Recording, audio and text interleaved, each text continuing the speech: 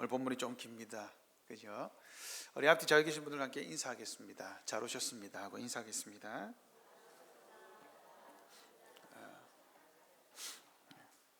창세기 설교를 하는 게 쉽지는 않습니다. 왜 그러냐면 우리가 해마다 성경을 읽기를 시작하면 창세기 읽고 보통 출애굽기 14장 이후로 끊잖아요. 그죠? 어려운 내용들이 그때부터 나오니까 창세기 내용은 익숙합니다.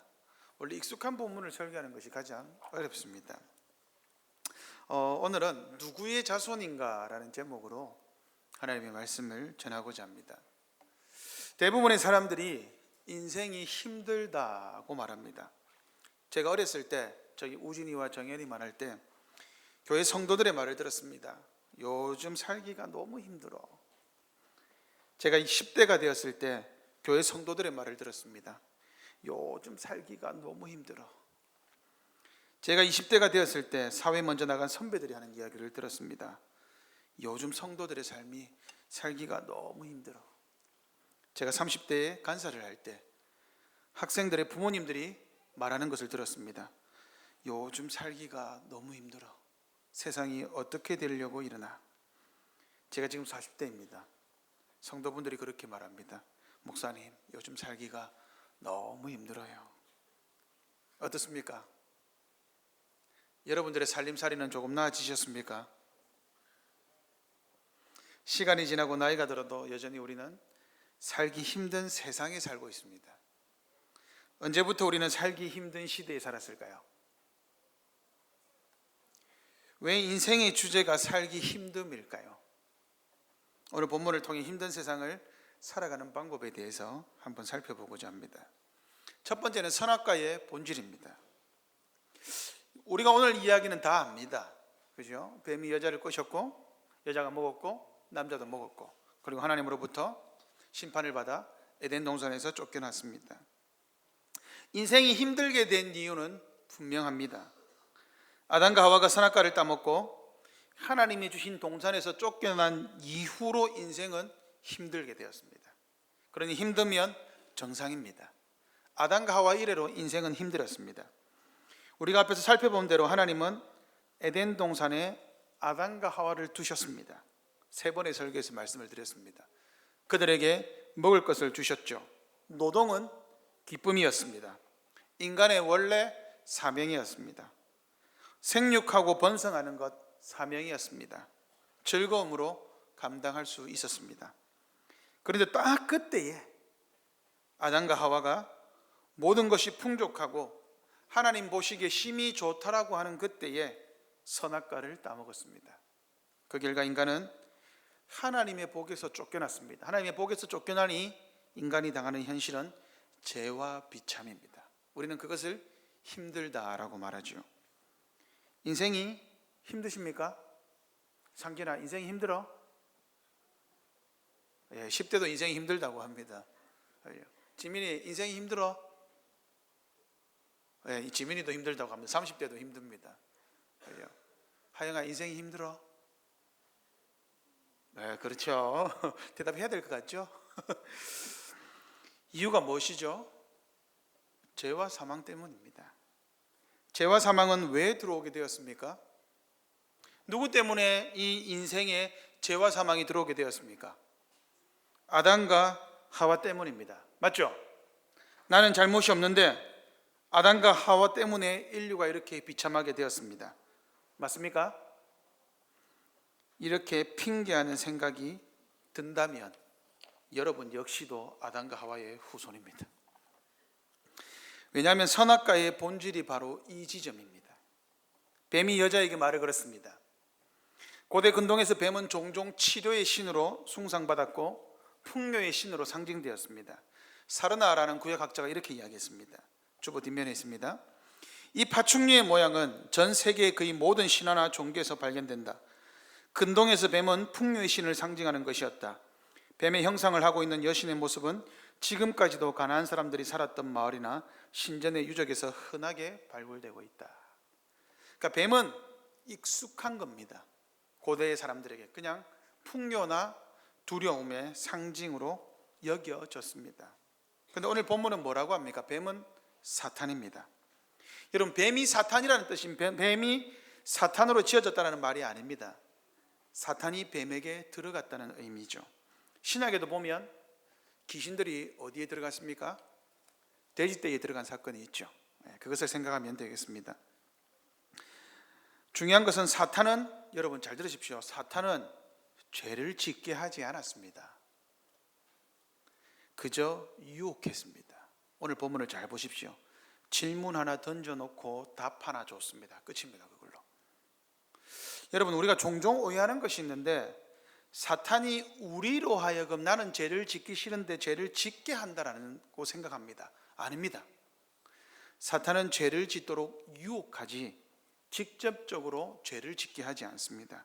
우리가 그 유혹에 넘어가서 스스로 죄를 짓는 것입니다. 자, 그런데 사탄이 하와에게 뭐라고 했습니까? 1절입니다. 하나님이 참으로 너희에게 동산 모든 나무의 열매를 먹지 말라 하시더냐. 자, 이 질문은 바른 질문입니까? 틀린 질문입니까? 이 바른 질문입니까? 틀린 질문입니까? 틀린 질문이죠. 왜 틀렸습니까? 하나를 먹지 말라 했지 모든 것의 실과를 먹지 말라고 하지 않았습니다. 그러면 이 질문의 의도는 무엇입니까?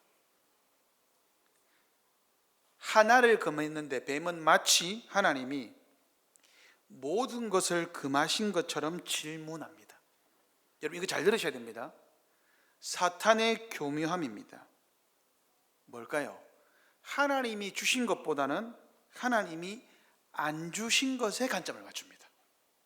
하나님이 전부를 주시고 하나를 안 주셨는데 그 하나에 초점을 맞춰서 야, 전부 다 안 줬냐라고 묻는 거예요. 이 하나가 전부를 상쇄하는 거죠. 그러니까 하와가 어떤 생각을 한 걸까요? 그러게, 하나님이 다 주시면서 이거는 왜 안 주셨지? 나를 못 믿나? 이거 하나를 주면 내가 행복할 것 같은데? 아니면 하나님이 나한테 이거는 주기 아까우셨나? 에이, 하나님 쪼잔하네. 이렇게 생각할 수 있죠. 왜? 있습니다. 그런데 이렇게 생각하는 것 자체가 뱀이 노린 겁니다. 여러분, 잘 생각해 보십시오. 하나님이 주신 것이 수없이 많습니다. 모든 것을 다 누릴 수 있습니다. 그런데 하나를 주지 않으셨는데 이 하나 부족한 게 문제라는 겁니다. 하나님이 다 주신 것을 생각하게 하지 않고 불평하게 만들어요. 그러면 이것과 동일한 질문이 뭔지 아세요? 아니, 하나님이 선악과를 왜 주셨어? 안 주시면 되지. 다른 거 다 주셔놓고 선악과까지 굳이 만든 이유가 뭐야? 하나님이 괜히 이거 하나 주셔가지고 먹지 못하게 하셔놓고 차라리 치워버리면 되지. 하나님이 죄를 짓게 하셨네. 무슨 뜻이죠? 하나님 탓인 겁니다. 하나님이 주시지 않았으면 되었지, 하나님이 부족하게 주신 게 문제야라는 겁니다. 조금 나가면 우리는 어떤 마음이죠? 이것과 동일한 질문이, 여러분 어떤 질문인지 아세요? 왜 내 인생에 이런 어려움을 주셨을까? 하나님이 나를 사랑하시면 이렇게 하면 안 되지. 시험도 안 되게 하고 어려움에 처하게 하고 가족은 문제없이 살 수 없게 하고 조금 더 잘 되게 하면 좋을 텐데 그 조금을 안 줘가지고 하나님이 이 사단을 만드네. 이거는 어떻고 저거는 어떻고, 모든 것이 하나님이 왜 이렇게 부족하게 해주시고 내 뜻대로 잘 안 되게 하셨지? 이게 본질입니다. 내가 보기에 내가 좋은 대로를 계속 생각하니까 하나님이 주신 모든 것이 보이지가 않는 겁니다. 하나님이 주신 것들이 당연하다라고 생각되게 돼요. 그러면 한 가지 부족한 게 내 뜻과 내 마음에 거슬리니까 그때부터 짜증이 터져나오는 거예요. 불평이 터져나오는 겁니다. 여러분, 불평을 하는 사람들의 특징은 그겁니다. 이거는 불편하고 이거는 불평하고 이거는 조금 불평하고 이거는 이렇고 이건 저렇고, 그 이면에는 뭐가 없습니까? 하나님이 주신 것에 대한 감사가 없는 거예요. 그러면 어떻게 되죠? 불평하게 주신 게 문제가 되는 거예요. 누가 문제입니까? 하나님이 문제가 되는 거죠. 아담과 하와가 바로 이 지점에서 사탄에게 맞장구를 쳤습니다. 그렇지, 맞아. 하나님이 다 주시면 되지. 다 만들어 놓고 다 주셔놓고 왜 저 하나를 안 줘? 그러고 보니까 하나쯤 그냥 먹어도 되겠지 하는 생각을 한 겁니다. 하나님을 향해 뒤틀린 시각을 심어 주었습니다. 사탄이 성공했습니다. 사도 바울은 여기에 대해서 뭐라고 하죠? 범사에 감사하라라고 말합니다. 이게 무슨 뜻인지 이제 알 것 같습니다. 사도 바울이 범사에 감사라고 하신 이유는 하나님이 주신 모든 것, 부족하게 주신 것도 하나님이 주신 것 아닙니까? 그 자체로 감사라는 겁니다. 그러면 그게 복이 되는 거죠. 그런데 범사에 감사하지 못하는 사람의 특징은 한 가지가 걸리는 거예요. 여러분, 많은 게 걸리지 않습니다. 불평은요, 조그만 게 하나가 걸리면 그때부터는 전부 다 걸립니다. 나를 위해 주지 않은 하나가 무슨 뜻인지도 모르면서, 하나님의 더 큰 그림이 있는 줄도 모르면서 자신의 생각으로 하나님의 뜻을 마치 자기가 다 아는 것처럼 자기가 판단했습니다. 그런데 그 하나가 걸렸습니다. 그러니 다른 모든 것에 감사하지 못하죠. 이게 선악과의 본질입니다. 하나가 걸리니 하나님이 주신 모든 것이 부정적으로 보이는 겁니다. 아니, 부정적으로 보이지 않을 수 있다고 생각합시다. 칩시다. 부정적으로 보이지 않아요. 그런데 감사하게 보이지는 않습니다. 그러면 어떻게 되느냐? 우리가 주어진 것에 감사하지 못하고 상황을 탓하게 됩니다. 왜 이런 상황을 만들어서 이런 사달이 나게 만들어? 여러분, 상황을 탓하는 것은 뭐죠? 상황을 탓하는 것은 결국 그 상황을 만든 하나님을 탓하는 겁니다. 한번 보십시오. 아담과 하와가 하나님께 뭐라고 했는지 한번 보십시오. 하나님이 물었습니다. 너 선악과 왜 먹었어? 아담에게 물었습니다. 아담이 뭐라 그러죠? 하나님이 나에게 주신 저 여자가 먹으라 했습니다.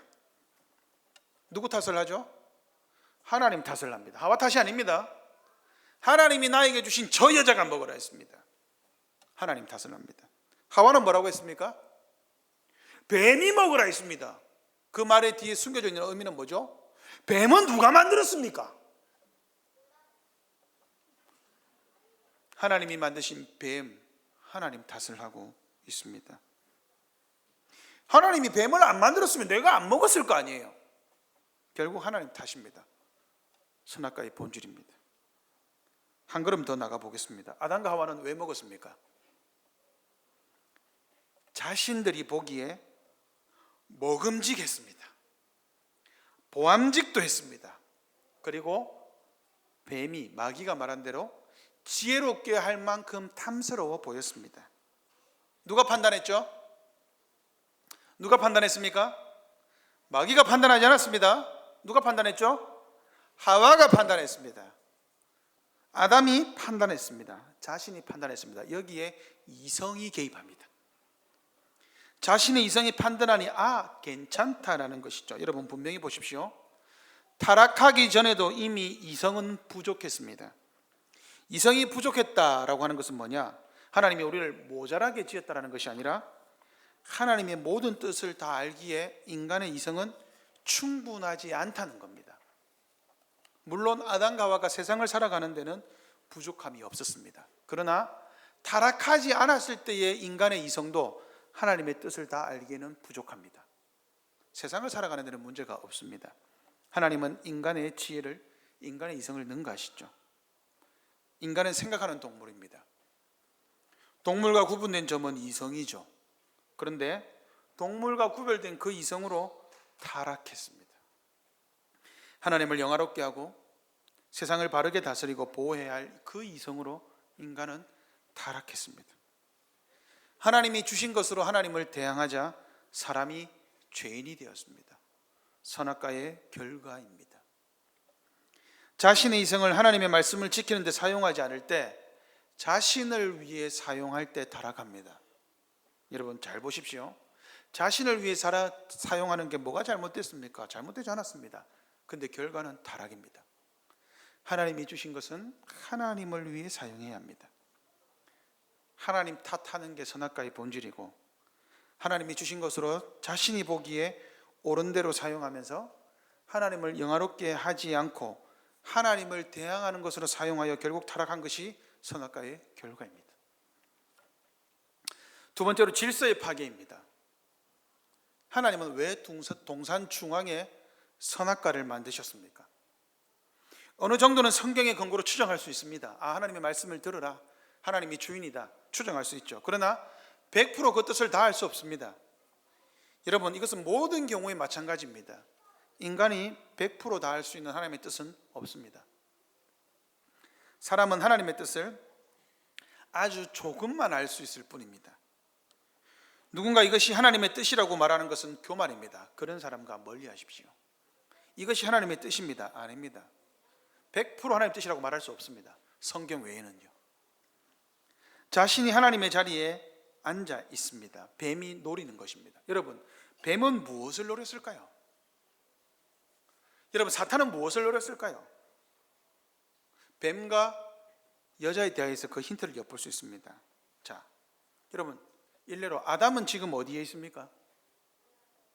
아담 지금 어디 있죠? 잘 보십시오. 그 뱀과 여자의 질문에서 아담이 어디에 있는지를 알 수가 있습니다. 1절입니다. 하나님이 참으로 너희에게 동산 모든 나무의 실과를 먹지 말라 하시더냐. 2절입니다. 나무의 열매를 우리가 먹을 수 있으나. 3절입니다. 너희는 먹지도 말고. 4절. 너희가 결코 죽지 아니하리라. 5절. 너희가 그것을 먹는 날에는 너희 눈이 밝아져. 무엇이죠? 제가 어디를 강조해서 읽었습니까? 아담 어디 있습니까?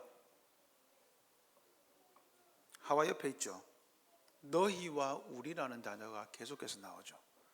너 그거 먹지 말라 하더냐. 옆에 있는 겁니다. 그러니까 하와가 뭐라 그래요? 우리 먹지 말라 그랬어. 옆에 같이 있는 겁니다. 여러분, 이 사실은 아주 중요합니다. 왜냐하면 아담이 여자와 같이 있다는 말은 아담의 역할이 있다는 말입니다. 뱀은 지금 그 역할을 공격한 겁니다. 아담은 어떻게 해야 했습니까? 자, 뱀과 사탄과 여자가 되어야 할 때 아담은 어떻게 해야 됐습니까? 여자에게 야! 정신 차려! 아니야! 하나님의 말씀을 왜곡하면 안 돼. 내가 언제 그렇게 말했어? 하나님은 만지지 말라고 하지 않았어. 하나님의 말씀을 불공평한 것으로, 부당한 것으로 인식하면 안 돼. 마귀와 대화를 멈춰라고 했어야 했습니다. 하나님의 말씀을 지켜라라고 말했어야 했습니다. 즉 뱀은 누구를 공격한 거죠? 여자를 통해 아담을 공격한 겁니다. 무엇이죠? 뱀의 노림수는 무엇이죠? 바로 질서의 파괴입니다.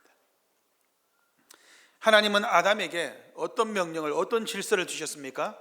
세상을 정복하고, 이건 다스리란 말입니다. 그리고 보호하라라는 뜻이죠. 그리고 여자를 아담의 사명을 돕는 배필로 주셨습니다. 아담은 하나님의 대리 통치자, 여자는 그 옆에서 아담의 다스림에 복종하면서 돕는 배필로서 아담의 다스림을 도와야 했습니다. 이런 점에서 사도 바울은 뭐라고 합니까? 남자를 먼저 만들었고 여자의 머리는 남자다라고 질서를 말합니다. 그러면 짐승들은 하나님으로부터 주어진 명령을 아담을 통해, 그리고 아담은 하와를 통해 말합니다. 그러면 들짐승들이 순종하죠. 지금 보세요. 누가 제일 먼저 반항합니까? 들짐승이 반항하죠. 누구를 건듭니까? 여자를 건들죠. 여자가 틀리니까 어떻게 됩니까? 남자도 깨어지죠. 남자가 깨어지면 누가 깨어져야 되죠? 하나님이 깨어져야 되는 겁니다. 지금 사탄의 노림수가 그것입니다. 하나님, 아담, 여자, 들짐승의 순서를 사탄은 차례차례 무너뜨렸습니다. 사탄이 여자에게 접근해서 아담이 옆에 있지만 철저하게 여자를 전복시키려 했습니다. 여러분, 여자가 남자보다 더 부족하거나 여자가 유혹에 더 약해서 접근한 것이 아닙니다. 질서입니다. 사탄은 여자를 공격했고 여자는 남자인 아담을 넘어지게 했으며 결국 하나님을 향해 인간 스스로 반기를 들게 했습니다. 질서의 파괴입니다. 여러분, 죄의 본질은 무엇이죠? 바로 이 질서의 파괴입니다. 예나 지금이나 사탄은 항상 같은 방식으로 교회를 공격합니다. 하나님께서 교회를 운영하실 때 어떻게 하십니까? 직분자를 세워서 질서대로 운영합니다. 사탄의 공격은 항상 이 질서를 무너뜨리는 방식으로 나타납니다. 고린도 교회가 왜 지속적으로 사도 바울의 사도권을 공격했습니까? 여러분, 사탄의 공격입니다. 직분자를 넘어뜨림으로 교회를 넘어뜨리려고 하는 사탄의 방식입니다. 우리가 교회를 세울 때 질서를 생각해야 합니다. 물론 권위주의, 교권주의는 배격해야 합니다. 저나 박 목사가 여기에 서가지고 성경과 다른 말을 할 때는 여러분 뭐라 하셔야 합니다. 그때는 순종하지 않으셔도 괜찮습니다. 그러나 저나 박 목사가 이 교역자로서의 권위가 무너지면 교회가 제대로 세워질 수 없습니다. 권위주의는 배격해야 되지만 권위를 배격해서는 안 됩니다. 권위주의와 권위를 혼동하여 둘 다 공격하면 결국 교회는 무너집니다. 질서가 깨어진 증거가 어디에 있냐? 바로 하나님 탓을 하는 거죠. 질서를 주신 하나님이 문제라는 겁니다. 하나님과의 관계가 깨어졌습니다. 두 번째는 하나님이 주신 아담과 하와, 즉 인간관계가 깨어집니다. 그 증거가 뭐냐? 수치가 들어온 겁니다. 질서가 깨어지니 수치를 가렸습니다. 여러분 잘 생각해 보십시오. 아담과 하와는 왜 무화과 나무 잎으로 옷을 해 입었을까요? 누구로부터 수치를 가렸을까요? 아담과 하와 자기들 상대로부터 수치를 가린 겁니다. 2장에는 뭐라고 합니까? 벌거벗었으나 부끄럽지 않았다라고 말합니다. 옆에 있는 한 몸된 내 살 중에 살이요 뼈 중에 뼈라고 하는 그 한 몸된 남편과 아내가 부끄러움을 느끼게 된 것입니다. 죄로 인한 수치입니다. 관계가 깨어진 겁니다. 그러니 아담과 하와가 누구 탓을 합니까? 서로의 탓을 하고 결국에는 하나님 탓을 하는 거죠. 그러니까 여러분, 하나님이 내 옆에 주신 형제 자매를 탓하는 것은 하나님을 탓하는 겁니다. 자, 아담에게 한 형벌을 한번 보십시오. 두 가지죠. 땅이 저주를 받습니다. 아담 때문에 저주를 받습니다. 피조세계가 아담 때문에 고통을 당합니다. 질서의 파괴입니다. 첫 번째, 하나님과의 관계가 깨어졌습니다. 두 번째, 사람과 사람의 관계가 깨어졌습니다. 세 번째, 사람의 통치를 다스림을 받아야 할 피조세계와의 관계가 깨어집니다. 땅이 저주를 받는 거예요. 아담 때문입니다. 사람 때문입니다. 그러니 땅이 이제 인간에게 반항합니다. 어떻게 반항합니까? 땅이 원래는 좋은 것만 내었습니다. 근데 이제는 엉겅퀴와 가시도 냅니다. 사람이 정당하게 노동을 행해도 수고가 충분치 않을 수 있습니다. 왜요? 죄로 인해 땅이 저주를 받았기 때문입니다. 무엇보다 사람이 이제는 죽음이라는 벌을 받습니다. 19절, 너는 흙이니 흙으로 돌아갈지라. 모든 질서가 파괴되고 고통과 어려움에 처하게 되었고 결국 인간은 죽게 되었습니다. 이게 인생이 힘든 이유입니다. 정당하게 수고하는데 수고의 대가가 없고 관계가 힘듭니다. 그죠? 옆에 사람들 때문에, 만나는 사람들 때문에, 회사, 직장, 학교의 사람들 때문에 힘듭니다. 하나님과의 관계가 힘듭니다. 환경이 힘들게 합니다. 보세요. 힘듦의 이유가 무엇이죠? 죄로 인해 관계가 깨어졌기 때문입니다. 인생이 힘든 이유가 바로 여기에 있습니다. 마지막 세 번째. 그런데 바로 이때에 복음이 등장합니다. 우리가 원시복음이라고 알고 있는 구절이 15절입니다. 같이 한번 읽어보겠습니다. 15절 시작.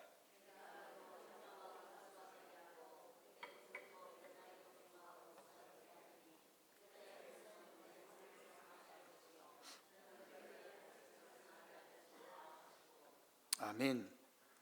여러분, 아담과 하와에게는 하나님이 뭘 주셨죠? 형벌을 주셨습니다. 뱀에게는요, 형벌이 아니라 바로 저주하셨습니다. 뱀에게 한 저주가 우리에게는 은혜가 되죠. 자, 여러분, 이 본문에서 창세기 3장에서 하나님의 사랑이 있습니까? 없습니까?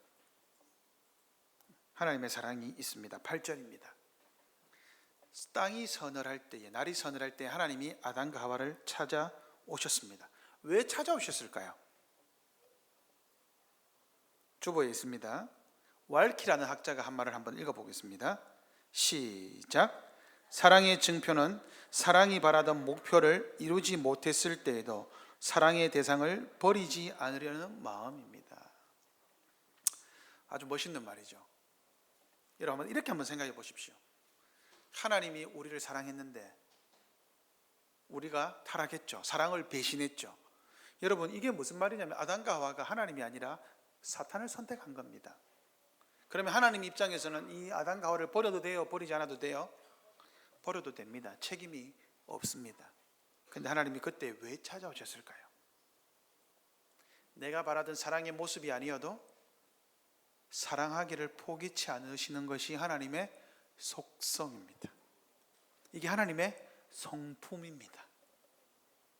이것은 오늘 오후에 합니다. 웨스민스터 신앙고백서 시간에 있습니다. 하나님이 왜 찾아오셨습니까? 그들에게 회개의 기회를 주시는 거죠. 아담아 너 왜 먹었어? 여러분 하나님이 몰랐을까요? 아니죠. 하나님 아십니다. 알면서 묻습니다. 왜 묻습니까? 미안해라고 말해 라는 거죠. 하나님은 그들이 회개치 않았습니다. 회개치 않은 것도 열받아 죽겠는데 당신 때문이라고 말합니다. 하나님 때문이라고 말합니다. 그때도 하나님 어떻게 하셨습니까? 실망치 않으셨고 하나님이 그들에게 살 수 있는 길을 주셨습니다. 하나님의 사랑의 증표가 무엇이죠? 가죽옷입니다. 여러분 왜 가죽옷이 사랑의 징표일까요? 인류 최초의 피 흘림은 가인이 아니었습니다. 가인이 아벨을 죽인 게 피 흘림이 아니라 하나님이 가죽옷을 지으셨다는 것은 가죽을 잡았다는 겁니다. 짐승을 잡았다는 거예요. 인류 최초의 피 흘리면 하나님이 지으신 피조물을 하나님 스스로 죽이신 겁니다. 그러면 피 흘림이 없은 적 제사함이 없다는 말이 이해가 되죠. 가죽옷을 지어 입히신 하나님은 인류에게 영원한 가죽옷을 지어 입히셨죠. 바로 예수 그리스도라는 가죽옷을 우리에게 지어 입히신 것을 이미 내다보고 있는 것입니다. 하나님은 그 피 흘림, 여러분 가죽옷이 아담과 하와의 수치를 가린 게 아닙니다. 가죽옷을 지어 입히신 그 피 흘림이 아담과 하와의 수치를 가린 겁니다. 타락한 이후에도 사람은 하나님의 음성을 들을 수 있었습니다. 은혜죠. 계속해서 하나님의 호의를 입었습니다. 여러분 타락했는데 에덴 동산에서 쫓겨났는데 하나님이 계속 찾아오시는 거예요. 왜요?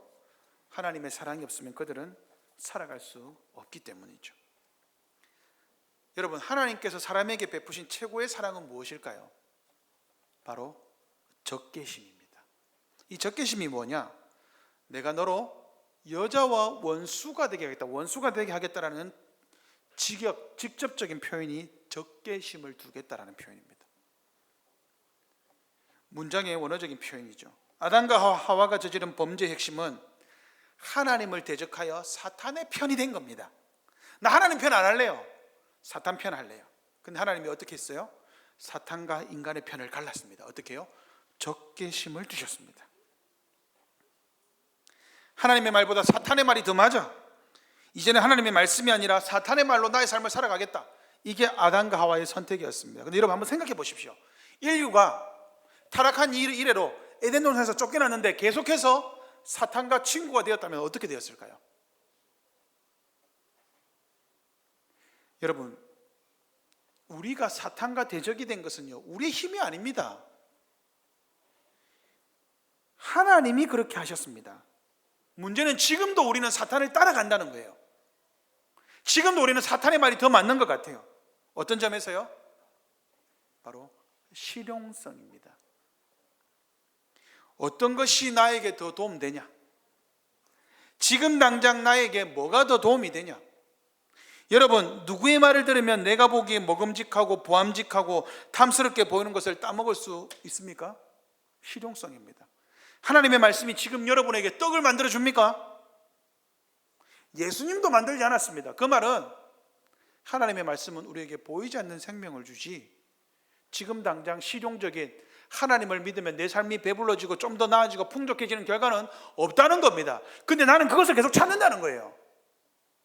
왜요? 사탄은 지금도 계속 그렇게 만드는 거예요. 야, 따먹어 선악과, 지금 이거 해. 그거 무슨 의미가 있어? 나중에 그냥 죽을 때, 죽기 전에 예수 믿고 천국 가면 되지. 이거 실용성입니다. 지금도 우리는 이렇게 생각하죠. 하나님의 말씀의 지혜보다는 내가 보기에 지금 더 직접적이고 필요한 것들을 선택합니다. 그게 뭐예요? 말씀의 능력을 신뢰하지 못하는 겁니다. 여전히 선악과를 따먹지 말라는, 그거는 안 되라고 말하는 하나님의 이 부정적인 명령에 내 마음이 더 뺏기는 거예요. 그래, 저거 왜 안 될까? 하나님 너무 이것까지, 목사님 이런 것도 하면 안 돼요? 안 됩니다. 이 말이 너무 내 신경을 거슬리는 거예요. 하나님의 말씀의 능력을 신뢰하지 못하는 겁니다.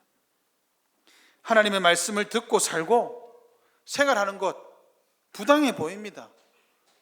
교회 헌금하는 것 미련해 보입니다. 나누고 사는 것 이상해 보입니다. 그다지 탁월해 보이지 않습니다. 그러니 내 시간, 내 돈, 내 인생 내 것이라고 생각합니다. 그러니까 나만을 위해 사용하는 거죠. 우리 가족만을 위해서 살아가는 거죠. 그렇게 나의 이성으로 판단합니다. 그것이 죄인 줄도 모르고 살아갑니다. 바로 그때 하나님께서 뭐라고 합니까? 그거 아니야. 사탄에게 속지 마 라고 말하고 사탄과 우리 사이에 적개심을 두셨습니다. 여러분, 사탄과 짝한다라는 것이 악랄하게 죄를 짓고 사람을 죽이고 이걸 말하는 게 아닙니다. 교묘한 하나님과의 그 관계에서 저울질하는 것, 그게 사탄의 노림수입니다. 이제 다시 3장을 한번 봅시다. 여러분, 3장은 어떤 이야기입니까? 인류의 타락한 이야기가 아니라 타락한 인간을 구원하시는 하나님의 해결책입니다. 이제 인류는 반드시 두 부류로 나뉩니다. 뱀의 후손과 여자의 후손입니다. 여러분, 뱀의 후손은 무엇을 말할까요? 뱀의 후손, 코브라 새끼, 구렁이 새끼, 이게 뱀의 후손입니까? 아닙니다. 왜냐하면 사탄은 여러분 자녀를 낳지 않아요. 뱀의 후손은 비유적인 표현이죠. 이것은 여러분 인류의 역사를 볼 때 사탄의 편에 서는 아담의 후손을 뱀의 후손이라고 합니다. 아담의 후손 중에서 사탄의 편은 사람들, 이것을 뱀의 후손이라고 합니다.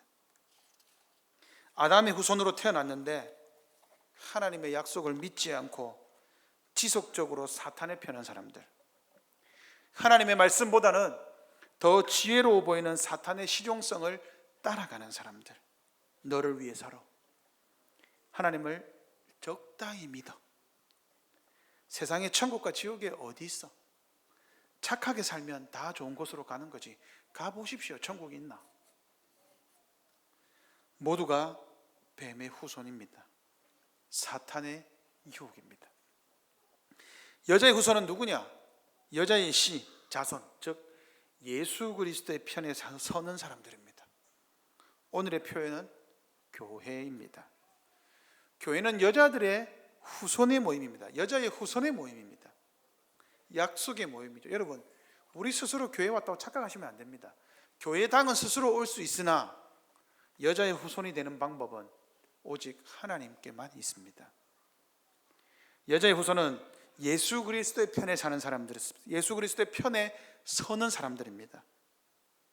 따라서 우리가 여자의 후손으로 설 때 세상은 우리를 적대합니다.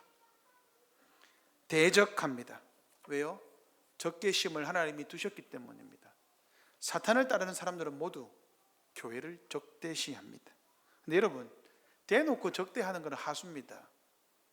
우리 안에 적개심이 있어야 되는데 우리 안에 사탄을 적대해야 되는데 하나님을 적대하는 마음들이 있어요. 이것이 문제가 되는 거죠. 말씀을 맺겠습니다. 여러분은 누구의 후손입니까?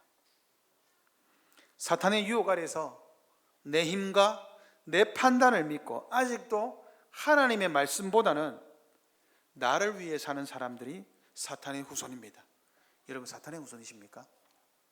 아니면 하나님의 약속을 믿으며 내 이성보다 하나님의 말씀을 따르는 게 더 지혜롭다고 믿으며 살아가는 여자의 후손입니까? 아담과 하와의 타락을 생각하십시오. 여러분이 선 자리에서 여러분의 욕구와 판단을 거부하십시오.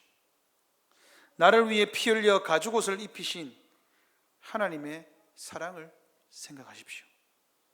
나를 위해 피 흘려 죽으신 예수 그리스도를 보십시오. 그리고 그분에게 오십시오. 나의 부족함을 인정하며 나의 지혜 없음을 인정하며 나의 연약함을 인정하며 나의 피조물됨을 인정하며 하나님을 창조주로 구속주로 믿고 그분을 주인으로 모십시오. 그러면 우리 주님 우리를 받아주시고 종이 아니라 우리를 자녀로 대우하십니다. 예수님께로 오십시오. 예수님 우리를 종이 아니라 친구로 대우하십니다. 하나님의 복된 말씀을 사랑하며 순종하며 그 안에서 참된 행복을 누려가는 여자의 후손들로 살아가시는 모든 큰사랑교회 성도들 되시기를 주님의 이름으로 축복합니다. 이 시간 우리 성찬식을 거행하겠습니다.